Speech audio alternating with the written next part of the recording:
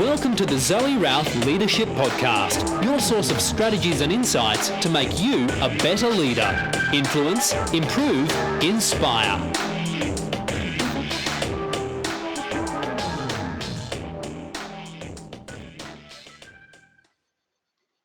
Hi, this is Zoë Routh, and oh boy, we're in for a bit of fun today because I have legend, uber wonderful person, Stacey Barr on the podcast today.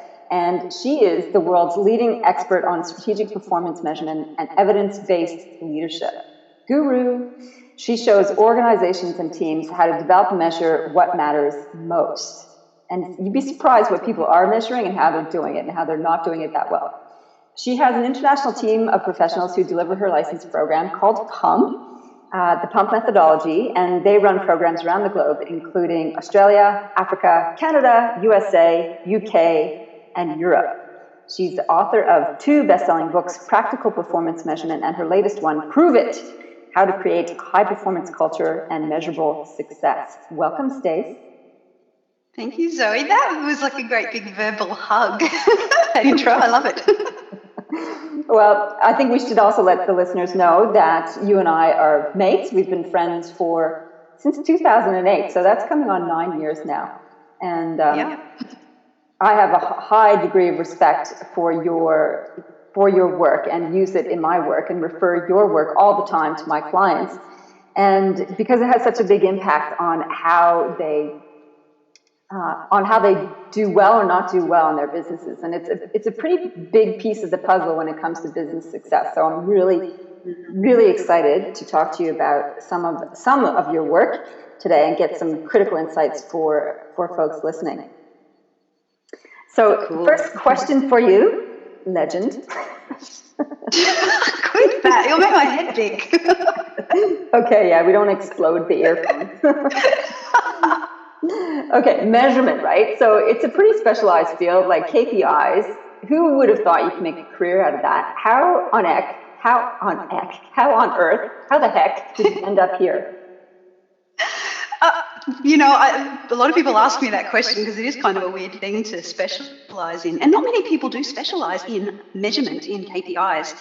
I have to say it might have actually started earlier than where I think it started. I was going to say it starts with school because I was naturally good at maths, never studied for it, and always managed to either top the class or be second top in the class for it. So I took all the advanced maths courses in high school, and I thought, well, natural thing to do at uni is to do more maths. So I did that and majored in pure maths and statistics. So it's not so much that I wouldn't call myself a mathematician per se, but I think there's something about the way you have to think when you are doing maths, like logically and practically, and also a little bit abstractedly, is that a word?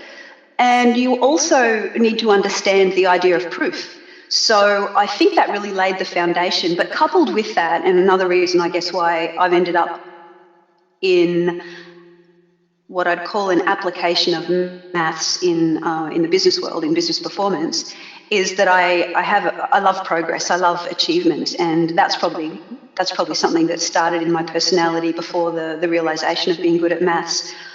So I'm a bit of a goal-oriented nerd, I suppose, in business and in life, and I love practicality. I love making things simpler for people to follow and to make a difference in their lives. So bringing all that together, that kind of means that measuring business performance is like the perfect spot for me to be in. Well, you certainly would hope that you get progress, achievement, and practical aspects in business.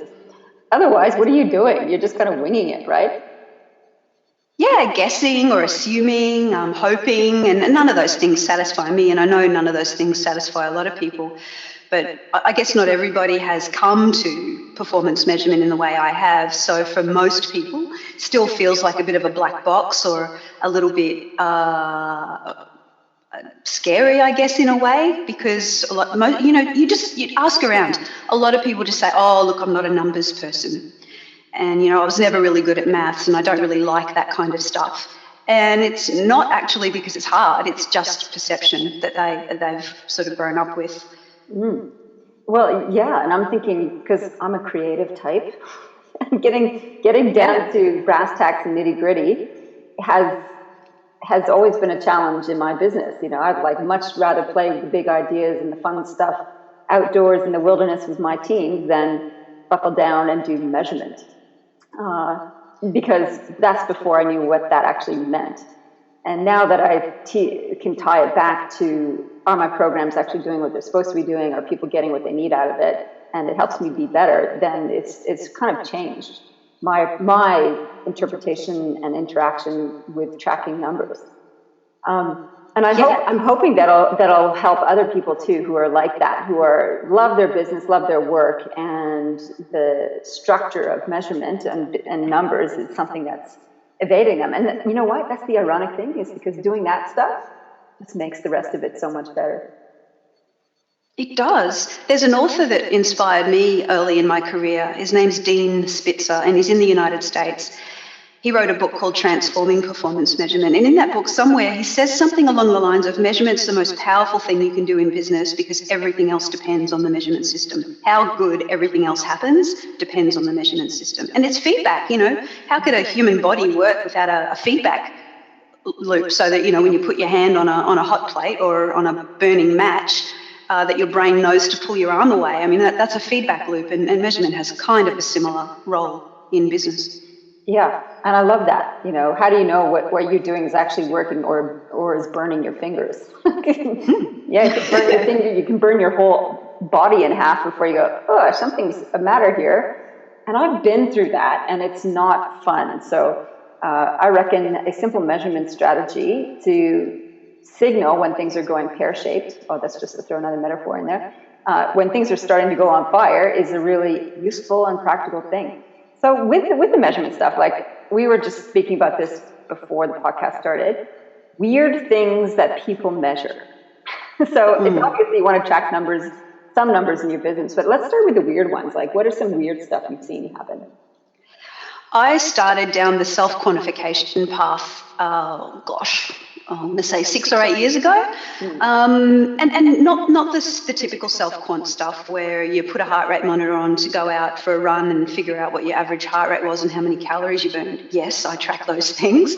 And not so much just standing on the scales every day and knowing what you weigh, but I was learning about all this other cool stuff that you can use to track your health and your fitness, like heart rate variability, which is not the same as you know, Zoe, it's not the same as heart rate.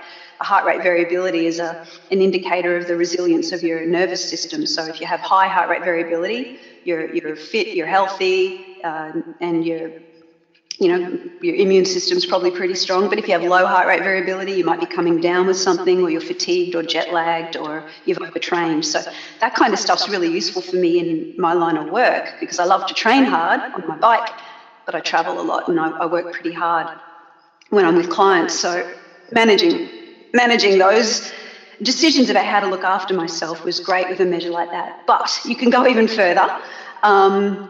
You can measure your, this is a bit gross, I hope nobody gets grossed out by it, but there's a thing called the Bristol poo scale. And like your poo tells you stuff about how healthy you are, and there's a scale and you match up a number with a picture. So look in the toilet and match it up with a number, and people will track daily their Bristol poo scale score. And you know, it's useful. I know it sounds weird and funny, but you know, these things can be quite useful. It gives you a lot more control, or influence at least, over your health and well-being. Well, that image just kind of harks back to what I have in mind when you talk about looking at your poo, is back to sort of Middle Ages, when they had the king or queen poo into a dish because they didn't have toilets, and they examined it. The medical practitioner of the time would look at the king's scat and examine it for disturbances in their humors. And I kind of think that's what we do. Like, my naturopath is all about looking at poo as a gauge to what's going on systemically and in the body system, because, you know, if things are on the watery end of things, you know, something is not right. And it's a good indicator, you know. How was your poo today? It was number 4. Oh, thumbs up. Number 7, not so good. So, yeah. I think that's an interesting one. So a good scale like that. So yeah, those are pretty weird things to measure. Look, the self-quantification thing is massive. Like, so many apps are coming out about how to track this, that, and the other. For the exact same reasons, I think, that you got into maths or enjoyed maths, is for that sense of progress and achievement and being able to make sound decisions as a result. And I love the HRV example, because when your HRV drops, it's like, it actually gives you permission not to work out. Yeah. And sometimes those days are good. It's like, oh my God, I don't have to go. And it helps you break out of the cycle of must get up and do this thing, when your body really just needs a break. And it's good to have an external feedback mechanism that helps you make those decisions. And I guess it's like that in business, right? It helps you be detached from the activity. Is that what you see happen? I think that's probably a good word, detached. We can get way too absorbed in activity, in just doing, and thinking that by completing the things that we start out doing, we've succeeded. But there is a logical leap from that to success, from finishing an activity to success. And that's that leap, that gap, is what measurement fills, so that we can decide whether our actions are better or not. But we can still do some weird measurement in business too, as you know, Zoe. So I think this lack of comfort with measurement, a lack of enough experience and learning in that measurement field can lead us to measure all kinds of weird things when we think we're doing the right thing, and it ends up being just as useless as measuring nothing. Well, how do you know you're measuring the wrong thing? There's a multi-pronged answer to that question. Oh, okay. Basically, when the thing you're measuring is not telling you about the goal that you're trying to achieve, or the thing that you're trying to make better or change. So, to illustrate it with an example, one of the ways you can know you're measuring the wrong thing is when the data comes from the wrong place. The data's got bias to it. So a freight client of mine was measuring customer satisfaction, and they wanted me to have a closer look at their customer survey to figure out if they were asking the right questions. And so, I'd had a look at their customer survey, and I asked them, tell me the process, like, how do you administer this survey? Who do you send it to? And how do you get the data back? And they said, oh, well, we give it to our account managers.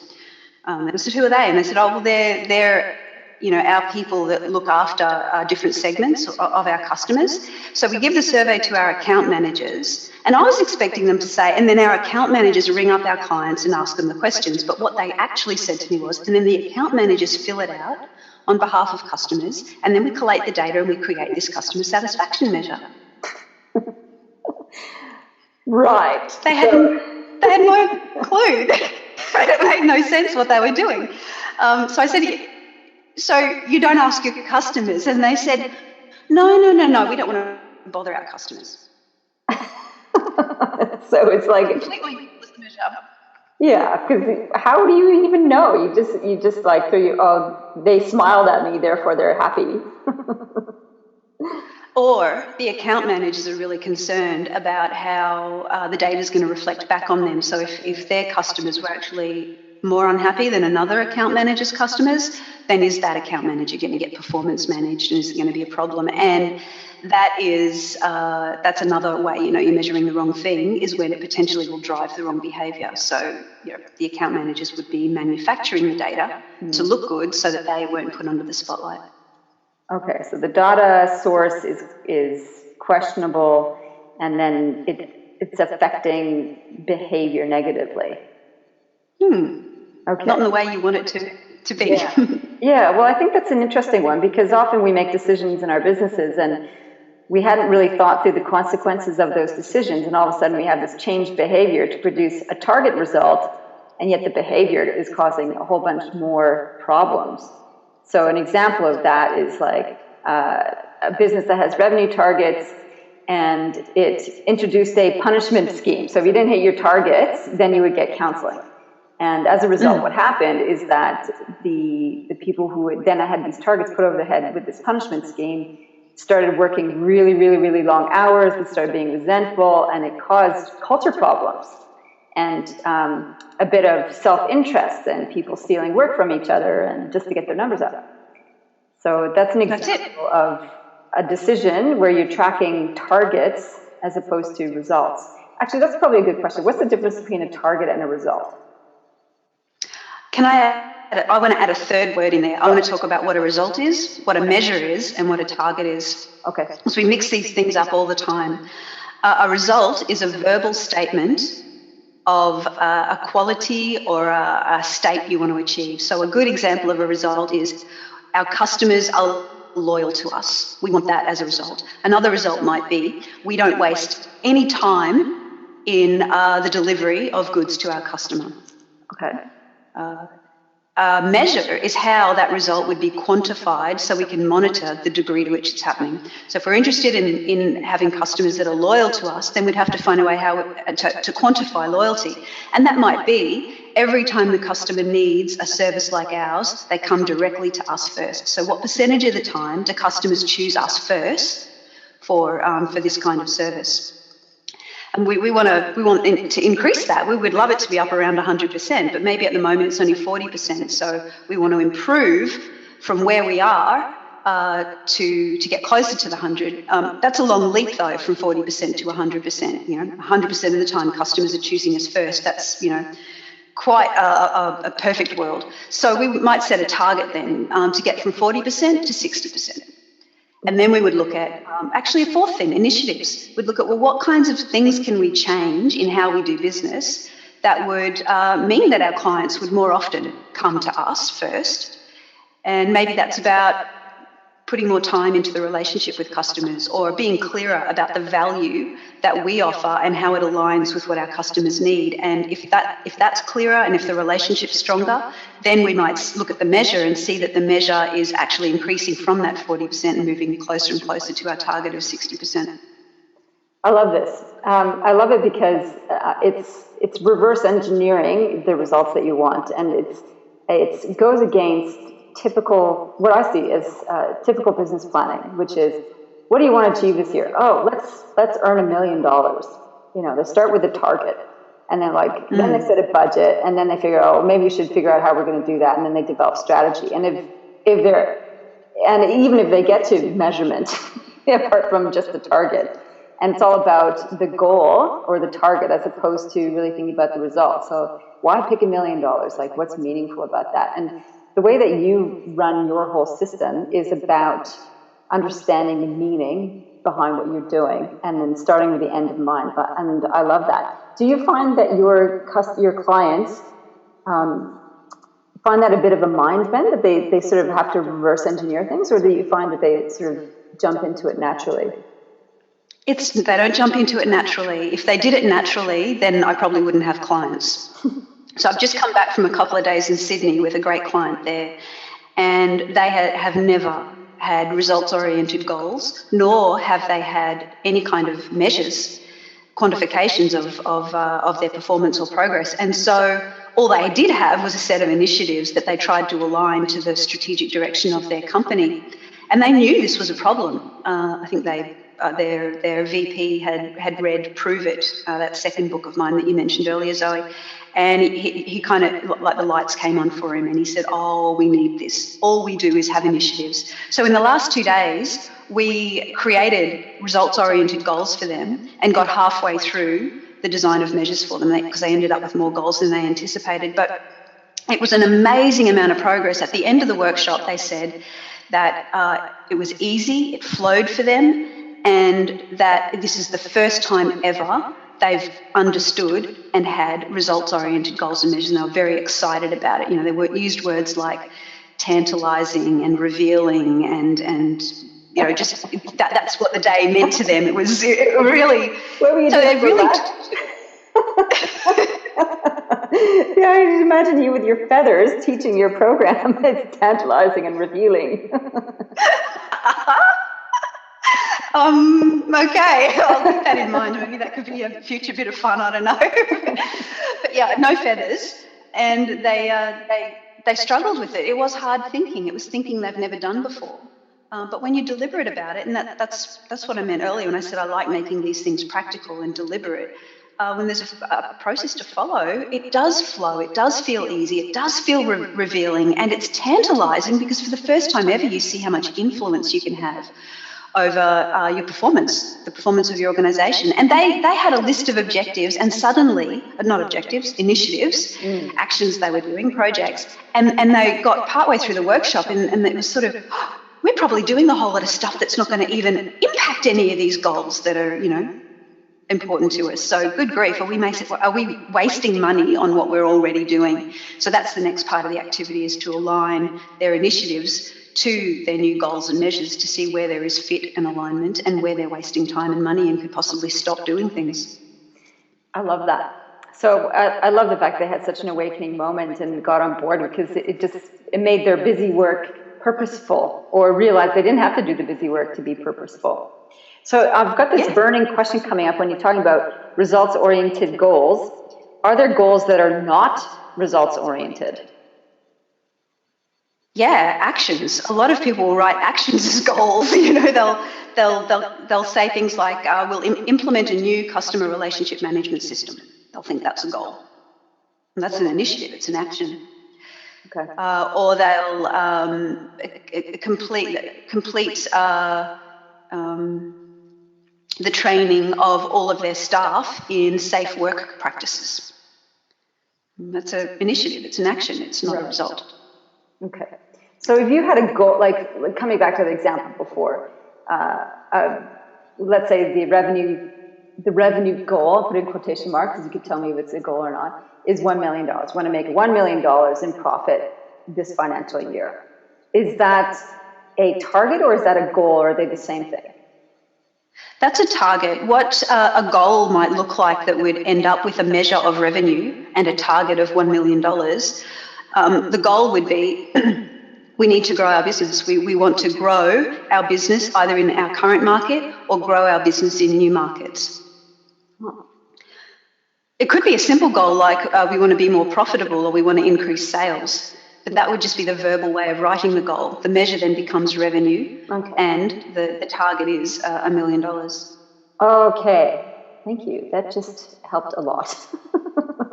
Cool.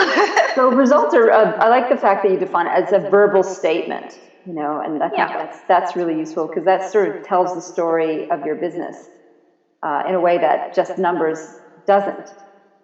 You know what? It does. It absolutely does. And in these last 2 days with my client in Sydney, the VP, at one point, he had this great suggestion. He said, okay, now that we've got all our goals listed and we put them in what's called a results map, which links all of the goals together in cause-effect relationships or companion relationships or flags where there might be some conflicts.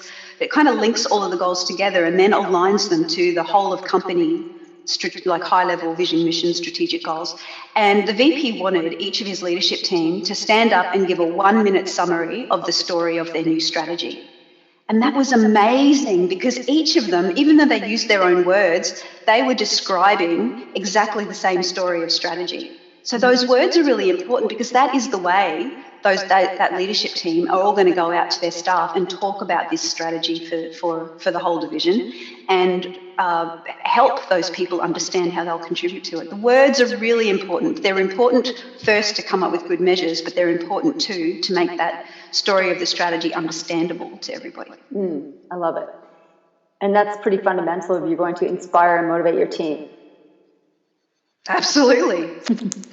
So with all this talk about business and measurement, what do you believe there's anything that businesses must measure? Like there's non-negotiables, every business should be measuring this thing. 2 ways to answer that question, Zoe. Firstly, I think that if they have a goal they intend to achieve, it must be measured. But I know that's not quite the question you're asking. If there was a generic, I think I've got an article on my blog that talks about 3 or 5 measures that are worthwhile for everybody to measure if you haven't got goals and you can't figure out what matters. One of them is cycle time. So every business is made up of a collection of processes, the way we do stuff, the way we serve our customers, the way we the way we procure goods and services, the way we recruit and train or develop staff. These are processes. The cycle time of these processes is a really good measure, because to aim to reduce the cycle time means that you are always going to improve the process if you do it really deliberately. Another good measure is rework. Where are we wasting time and effort? That's a great generic measure. Customer satisfaction, of course, or even more so these days, people are moving more to a net promoter score, which is about how likely your customers are to recommend you to a friend or colleague. So they're three pretty generic measures that are useful for just about any business if they've got absolutely no clue where to start. So I would not have guessed any of those. I was going to revenue and profitability. Would those not be essential ones, do you think? Or tell me about your opinion on that. They are lag measures, the most lag measures in a sense, and they don't drive improvement action. And you really do want measures to drive improvement action. Now, it could be that if a commercial business really wants to grow its revenue, then certainly it would measure it. And it has to measure its revenue as part of good governance of the company. You know, you've got to know your revenue to properly declare your taxes. So those things are going to be measured as a given, but as performance measures, as measures to drive performance improvement, just to look at your revenue numbers doesn't really give you any insight. But to try and analyse why your cycle time is the way it is, or why you've got so much rework, or why your customers aren't as satisfied or as loyal as you'd like them to be, those things lead to better questions that actually change the fabric of how you do business, which ultimately will result likely in more revenue. More profitability, even better. Yeah, well, that was just life-changing, what you just said, so I'm pretty excited about that. In terms of rework, I'm like, oh my goodness. Where would you start with that? Like, how would you even set about developing a system to measure rework? You need to think about what types of rework you might want to target first. So a very, very common type of rework or wasted time in an organisation is approvals. So when staff aren't given the appropriate authority, to do their jobs, they're constantly looking up to management or to supervisors to get permission before they can do something next. Okay. And that time for approvals is a massive waste. So it delays the process, it slows it down, but it also can create rework, because by the time the approval comes back saying, oh, I want you to change this, that's immediate rework, and then another approval is needed after that little change has been made. And most often these approvals aren't necessary; they don't impact on the end outcome. Okay, I got it. Wow, it's a great place where you can make your business less flabby and more fit. That's great. That's a great example. It's about the flabbiness. Where are we carrying all this excess effort that it isn't contributing to our ultimate outcomes? It's just really holding us down, holding us back. Love it. Okay, cool. Now we have an excellent metaphor. We've got some really good tips. In terms of, those are some things that you think would be great for any business to measure. Is there anything that should not be measured? Again, two ways to answer your question. The first is the generic thing that anything that drives the wrong behaviour or just isn't useful should absolutely not be measured, because the effort and cost of time, but also attention, is going to add more waste to your business. It's not going to be useful. Driving the wrong behaviour will actually send you backwards, and often that's when we're measuring people's performance that we end up with that problem where we're getting the wrong behaviour. We're getting people gaming the measures or gaming the system and not working to improve the result. So in general, if it drives the wrong behaviour or it's not useful in achieving your goals, don't measure it. Don't waste your time and effort. Okay. But there's one measure that keeps coming up every time I work with people. Number of complaints, how many times customers complain to us. Yeah, that's a really, really common measure because it's easy. Because a lot of companies have a customer complaint system, and it's very easy to go in and count how many there were this week and compare it to how many there were last week and the week before and the week before, and think that it's telling us something. But I think it's a lazy measure for often what people are trying to know. And the things they're trying to know is, do customers trust us? Do they respect us? Are customers collaborating well with us? Are customers satisfied with what we do? Are we delivering on time to customers? And that customer complaints measure keeps coming up, and it's not direct evidence of any of those things. The only thing it's direct evidence of is that you have some customers and they want to let you know what they think. It's not even representative of your total customer base, because there'll be plenty of customers that love you and won't let you know, and plenty of customers that are annoyed with the last thing you did for them, but they're not going to complain about it. So it's a lame measure. It doesn't have a lot of power to help us with our decision making, as common as it is. Okay. So you mentioned measuring people's performance is one of the problems, or can create problems in terms of people gaining the measures. And I know this is a particular bugbear for you. And I'd love to hear your solution to it, because, let's have a performance review and people sort of grit their teeth and get ready to go into their performance review. So tell me, what is your approach to helping people get a sense of acknowledgement in the workplace that traditional performance reviews have served? So what's the problem with measuring people's performance, and what's the alternative? The problem is the assumption on which it's based. Well, there are a couple of assumptions, but one is that the assumption that the sum of the people's performance equals the organisation's overall performance. Just a mathematical equation. And it's a false equation. That equation does not describe how organisations work at all.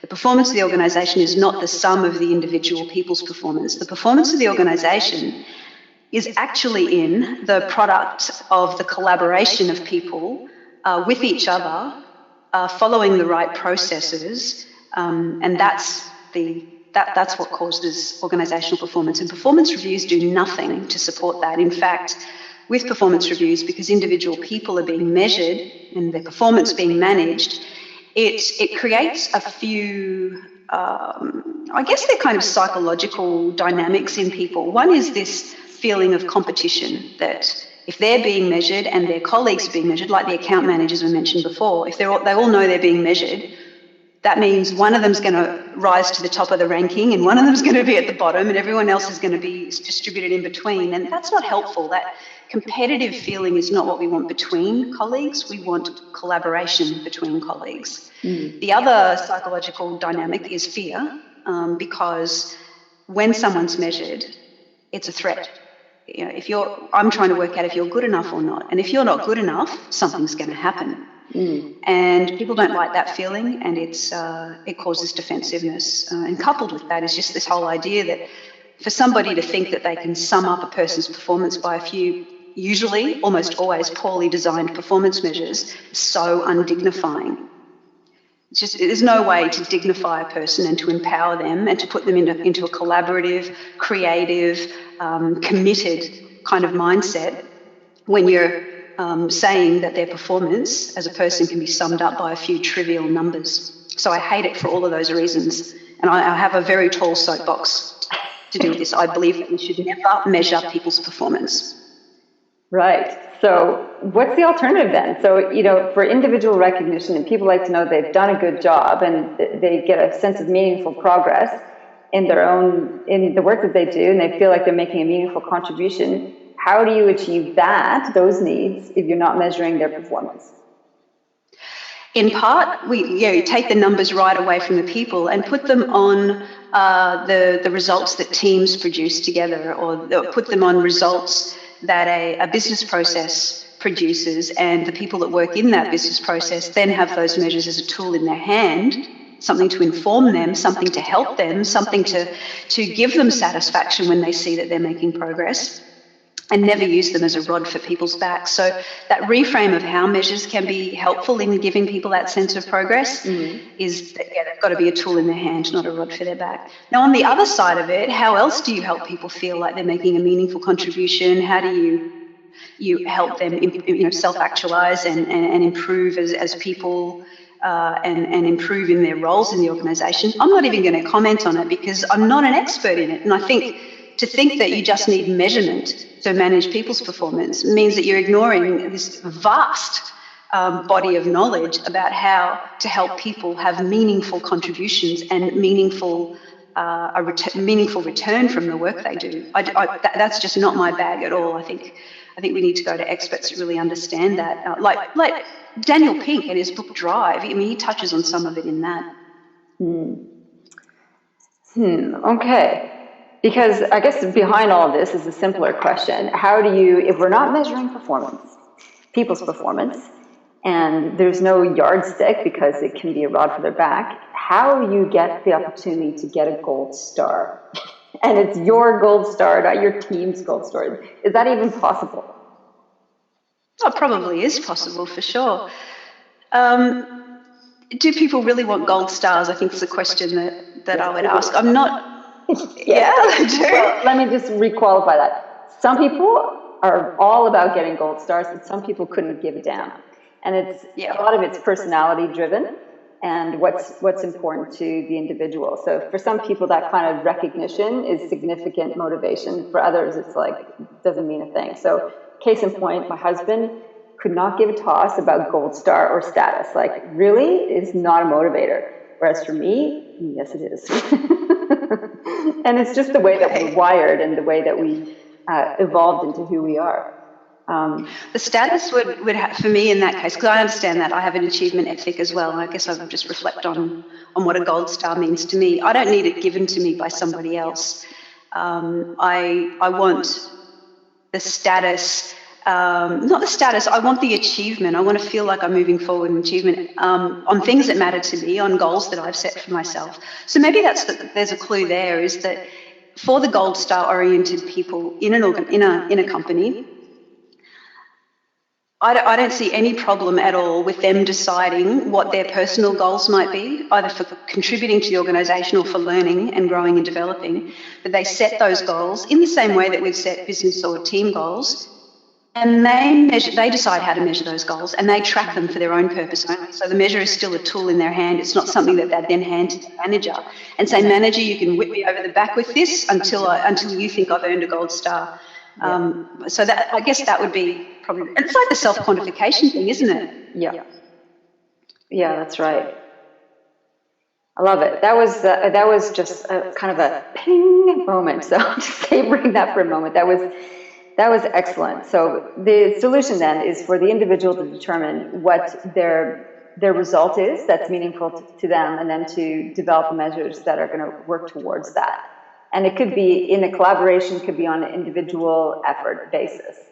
And they work in tandem or hand in hand with their manager in support around that. Okay, this could work for the gold stars, the gold star hungry people. Cool. Oh, cool. All right, this the subtitle of your second book, Prove It, is How to Build a High Performance Culture. What does that look like in practical terms to you? How do you see that looking? It has a few qualities to it. One of the most important qualities is, like, ultimately a high performance culture is one that drives their organisation to high performance, which means that the organisation routinely achieves meaningful targets. In other words, it's been clear about what its purpose is for existing. Mm-hmm. So it's written out in results-oriented language. Mm-hmm. It's measured the fulfilment of its purpose, like how well it's fulfilling that purpose, and it's set targets for how much it wants to get better at that. And a high-performance organisation is one step further, which is, and they're actually reaching those targets. And they're reaching those targets easier and easier as time goes by. So any change they make to themselves to fulfil their purpose better has a high return on investment. So ultimately, that's what a high-performance organisation is, and a high-performance organisation can't be high performance without a high-performance culture. And that culture has a lot of collaboration, collaboration in particular across the white space on the organisational chart between the silos. So cross-team collaboration, teams that might work in 6 different departments, but they all work or contribute to the same cross-functional business process, so they collaborate regularly to make that business process flow really beautifully. There definitely is a different definition of accountability in a high-performance culture, and it's not about hitting personal performance targets like we've just been talking about.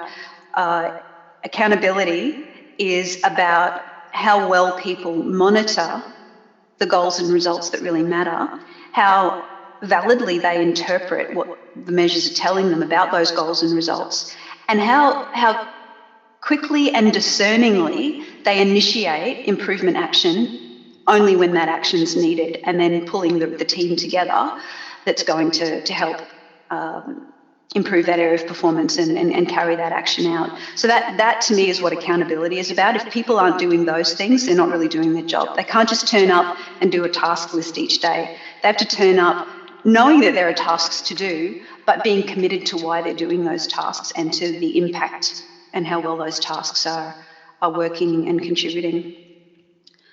That's awesome. Yeah, I'm just taking 1,000 notes as you're talking. Can't just do a task list each day. You got to know why you're doing it and what's meaningful about it. And it's all tied back to results and the improvement processes. I love that. Yeah. And the fulfillment of the organisation's purpose. So everybody in a high-performance culture has a clear line of sight from what they're trying to achieve through their role, through their role in a team, and all the way through to the purpose. They can describe how they are ultimately contributing to the purpose of the organisation. That's awesome. So if I'm a CEO or I'm a business owner and I'm sitting at like, where do I start with getting my performance measurement mojo happening? What's the first thing they ought to do? Where could they start to have an assessment about what's going on and how can they improve it? Can I give you 3 steps? Okay. Yep. Because I think they're important. I think with the 3 steps, you'll get the momentum to carry on with it rather than just start it, put your toe in the water and then forget about it and do something else. The first step might sound easy, but it's actually a lot harder than it sounds, and that is simply to make the decision to be an evidence-based leader. It sounds simple, but the consequences of deciding to be an evidence-based leader is that you have to be transparent and accountable for the true results of the organisation. You have to really know what's going on, even if the news is bad. Now, in Hard Facts, Dangerous Half-Truths and Total Nonsense, which is a book by Pfeffer and Sutton, Right. they say that there's the decision is basically you're either deciding to be told you're always right, or you're deciding to really know what matters and what's not working and actively improve the organisation, and you can't do both. So if you're a CEO and all you get is good news from your staff, it's probably because they believe you've made the first decision, that you only want to be told that you're right. You don't want to know what's really going on so you can make the right decisions to improve things. So it's a hard decision to make because it's quite a revealing, exposing kind of state to be in, an evidence-based leader. What's the name of that book? Hard Truths? Hard Facts. Oh, Hard Facts. Hard yeah. Facts. Yeah. Dangerous Half-Truths. Yeah. And Total Nonsense. What a great book title. Yeah, it's cool. Awesome. All right, thanks for that. I'll put a link for that in the show notes, which will be at zoerouth.com/podcast/prove it. So that's where you can find all the notes. Yeah. Cool. Okay, so that's step 2. What's step 2? Make sure your strategic goals for the company are clear and measurable. And that means fundamentally that they're results oriented and you do not use weasel words when you write them. Okay, what's an example of a weasel word? Efficient, effective, capacity, sustaining, sustainable, productive, quality, reliable. All of those kinds of words that sound really professional. We also call them management speak or management jargon. And the problem with them is that they don't say anything specific, so everybody can draw different interpretations of it. If you've got everybody in your company with a different interpretation of what your strategic direction is, that strategic direction will be impossible to achieve because everybody will be going in random different directions based on their interpretation of it. Yeah, okay. Cool. And it won't be measurable. Yeah, okay. Got it. So what's step 3?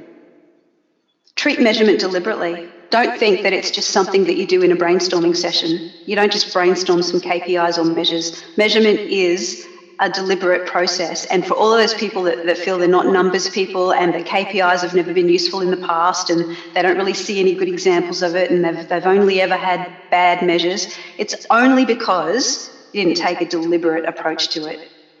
So being deliberate, doing some education, some learning around how good measurement happens, that is an important commitment, because measurement is at the centre of all of this, of proving it, of being an evidence-based leader, of having a high-performance organisation. Measurement's the gravity that holds all of that together. So it has to be done well for the whole thing to work. Okay, awesome. I think that's the part that I struggle with the most, is probably treating it deliberately as opposed to like yet another thing on the task list. And I think it probably comes back to the root problem of, have I got my results defined correctly and that are meaningful, and developing the right measures, and not too many measures, right? Like, I think that's another thing. Like, you can get excited about the potential of what all this could mean and then have too many. Is there an ideal number of measures? Yes, kind of. If you have 6 strategic goals for your company, then each of those strategic goals is likely going to have 1 or 2 measures for it. So that's a good balance, a good ratio. Is for a goal, you'll want 1, maybe 2 measures for it. But if you're an executive team of, let's say, 5 people, and you've got 23 goals, you've overdone it, because you're going to have close to 50, 40 or 50 measures. And for a team of 5 leaders to try and monitor all of that and interpret all of that and initiate action to improve all of that, it's overwhelming. So being ruthless is very, very important. I would say the best guideline is go for the fewest possible measures you can manage. It's kind of like when you're trying to lose weight. You eat as little as you can without being constantly hungry and dizzy and lightheaded. You're sort of aiming for that sweet spot with the measures as well. As few measures as you can get away with. Right. Okay. Awesome. Stacey, I could keep talking to you for hours. I love this stuff. I love your work. It's enlightening and so exciting, because it helps someone like me who's like, oh, look at the next shiny object, just drill down into what matters. And I love that that's part of your whole business framing. So I want to say thank you. If you want to find Stacey, you can have a look at her site, staceybarr.com, and that's spelled STACEYBARR.com. And it will be a link on the show notes for her site and for her books and for the books that she mentioned today. So Stace, thank you so much. It's always fun doing things with you, so thank you very much for the opportunity to stand on my soapbox another time. Oh, yeah, it was worth it. Thanks.